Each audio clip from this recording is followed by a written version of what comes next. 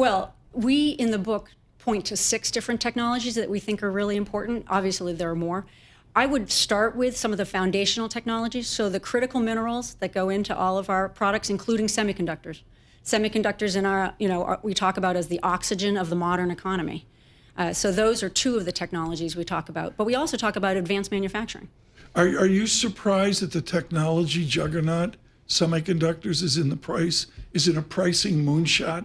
Like the Kospi is straight up, semiconductors are straight up. Were you taken aback by that? Not particularly. I think we see the writing on the wall in terms of the demand, particularly with data centers, et cetera. So the strategy to build more capacity in the U.S., I think, is going to pay off. Simon, do you think the U.S. government, well, first of all, the markets are trying to figure out what AI is on a daily basis. If it weren't for this war in Iran, that would be front and center as it has been for 3 years. Do you think the U.S. government has an industrial policy for technology, for some of these critical issues that you guys hold out? Well, they certainly have something that has industrial policy elements. I think it's a bit random, okay, and not sufficiently coherent. I think they're also having to rethink it in a hurry because of what Anthropic has just shown them. So they realize that just sitting back and let the market decide is not great if all your cybersecurity is on the line. And Elisabeth, it seems once again that the U.S. is leading here. I look to Europe, I see nothing. I look to Asia, I do see some very good technology coming out of China. But once again, it seems to be the U.S. is on the cutting edge of some of these AI and other technologies. And I think historically that's because we've had a very light touch from the government. How do you expect that to go forward? Do you expect the U.S. to continue to be a leader here? Or is that not a given? Well, I think certainly in AI, we're seeing all the, benefits of the U.S. ecosystem playing out.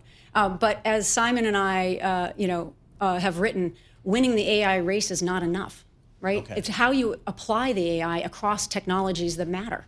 And that's where actually we see the Chinese are very strong on the implementation and on the adoption. And that's where I think we need to be. On this Monday Across America, Elisabeth Reynolds is with us from the Massachusetts Institute of Technology.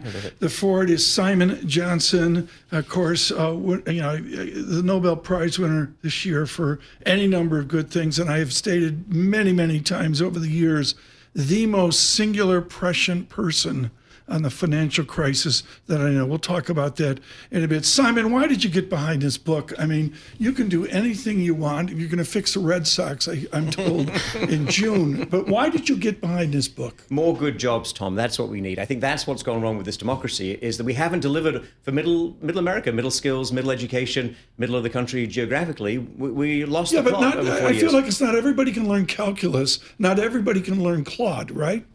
Yeah, right, absolutely. So there's a lot of jobs that require different kind of cognitive abilities, different kind of manual abilities. That's what we used to have in manufacturing. I don't think you can bring back the jobs in traditional manufacturing. A lot of that's going to be automated, is already being automated, but you can own the frontier. You can push hard on the frontier, and the frontier of technology will deliver more good jobs. I think the discussion of AI has overshadowed something that people were talking about and saying, boy, we better get this right, and that is quantum computing. What does that mean to you guys, and how do you guys look at it? Right, so quantum is one of the chapters that our colleagues, Will Oliver and Jonathan Ruane, wrote. Quantum is, the next frontier and opens up, billions of dollars of opportunity, not just for defense and encryption issues, but also across all sorts of applications in financial services and biopharma. And what we hear from our colleagues is the big risk for the U.S. is some kind of quantum winter. That what quantum really requires right now is continued investment in the science and technology. And it's not just the science, it's also the engineering. 2 heavyweights with us, folks. Did you see this weekend somebody had a private survey, like a real survey of fancy schools? Yeah. And the #1 school was on the Charles River in Boston. Too much math. And they don't have a football team. Yeah, it was amazing. Shocking. MIT came in #1, which was great. What I love about this is Elisabeth has footnotes throughout. Here's a Johnson footnote. Baker and Johnson, will the U.S. continue to dominate science? Most of our listeners and viewers question that.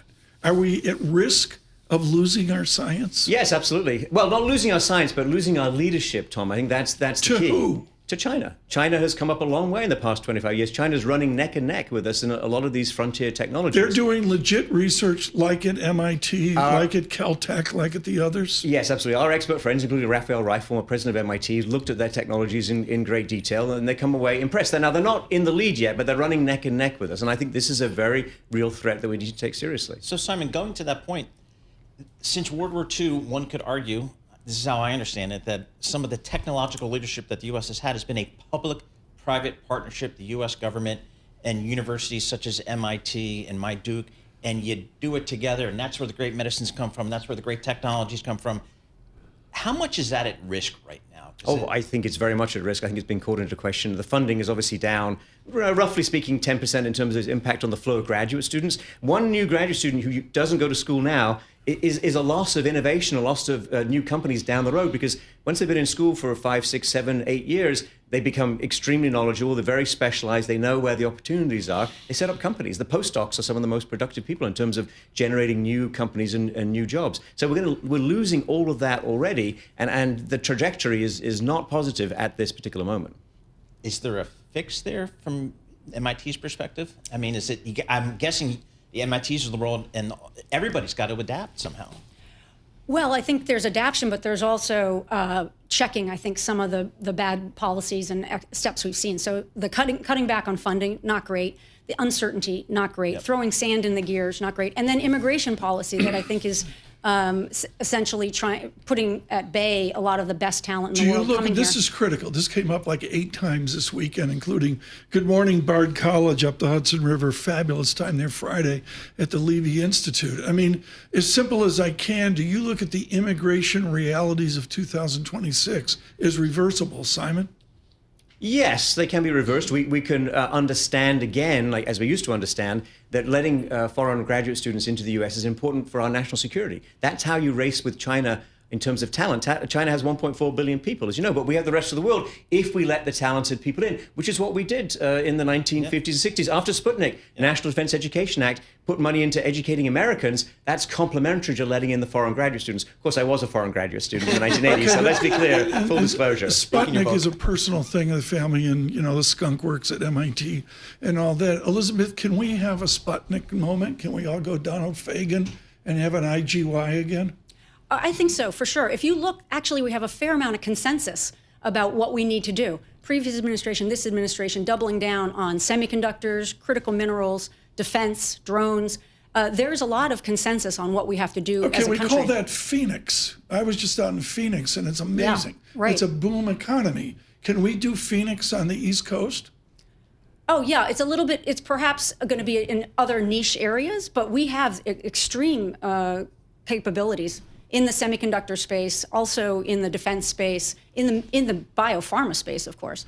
Paul, get one more in here, because then I got to beat Simon Johnson to death. Simon, if the talented folks from around the world are not coming to the U.S., where are they going, do you think?